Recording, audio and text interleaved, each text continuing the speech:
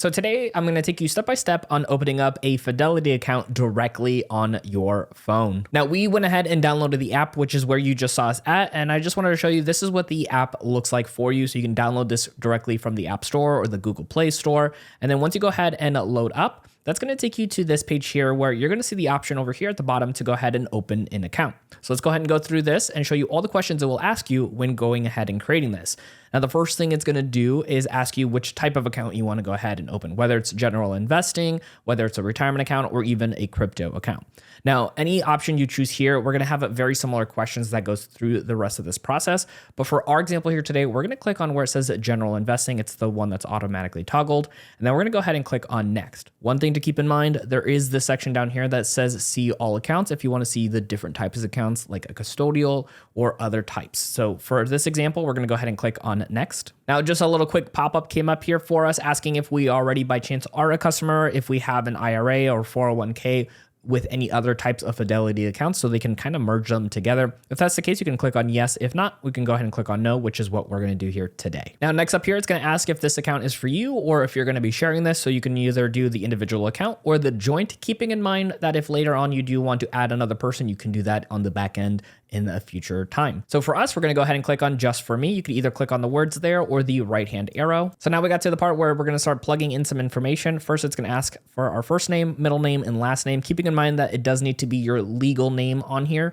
as we go through this process. So let's fill this out and we're going to click on the next button. Now from over here, the next section is going to ask for your phone number, your email address, and your home address. We're going to go ahead and fill all this information out and click on next. All right, so next up here, it's going to ask for our social security number, date of birth, and country of citizenship. Keeping in mind that this is a requirement whether you're opening up a brokerage account or a checking account or any other financial type of account, it is going to require this information. Now, this is a secure process when it comes to plugging all this information in to get verified to then be able to go ahead and open up your account. And at the bottom here, we're going to click on verify it's me. All right, so from right over here, it says everything checks out. It's really you. So now we just have a few more questions about employment. So we're going to click on got it here at the bottom. So first, it's going to ask you for your employment status. We're going to go ahead and toggle this down and you can see all the different options like employed, self-employed, not employed, retired, or employed by Fidelity Investments. So whichever one works best for you, go ahead and click on that. And then from here, it's going to ask you for things like your job title or the company's name, as well as potentially the address for the company. So just verify everything on there.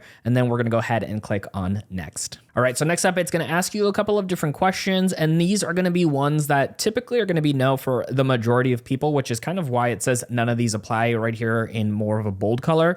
But some of these can apply to people. So make sure you read through these, but it's typically making sure that you're not an officer or 10% holder of any public companies, or if you have family members that are immediately connected to those as well. So for most people, this is going to be none of these apply, which we're going to go ahead and click on. So next up here, it's going to ask where you would like your cash to be held when it's just sitting in the account. And it gives you two different choices here. Of course, you get to make your decision on which one you want to go with. So we're going to go ahead and go with the top option over here, which is the Fidelity Money Market Fund. And we're going to click on next. All right, so from right over here, it says that we are close to being complete here. And we just got to go through and verify all of this information, making sure that we go through and see all the agreements and the terms and conditions. If everything looks good here for us and we are ready to go, we can go ahead and click on open my account here at the very bottom. All right, so it looks like for our status on opening up our account, it is available for us and we can go ahead and now create a username and a password. In order to do so, we want to click on got it here at the bottom. All right, so the first thing it's going to do here for us is going to just verify the phone number that we attached and making sure that we have access to that. So it's going to have our phone number right over here and it's going to let us know to text us.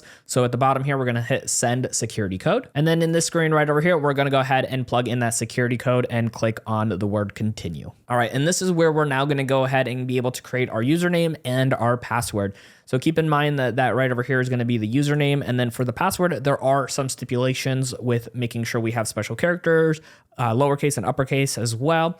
And then we're going to go ahead and plug in the password once and then a second time over here at the very bottom. And then we're going to click on where it says secure my account. So I'm going to go ahead and fill this out as well. And then we're going to go to the next step and see what that looks like.